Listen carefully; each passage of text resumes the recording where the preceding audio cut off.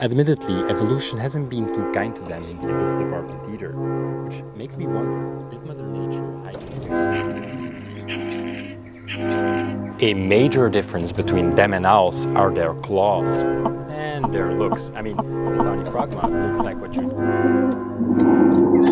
of the animal kingdom. Tiny frogmouths are not the only masters of disguise.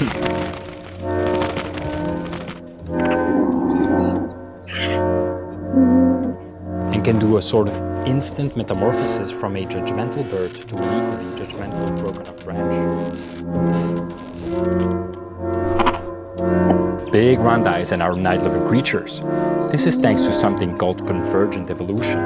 But tiny frogmouths are actually more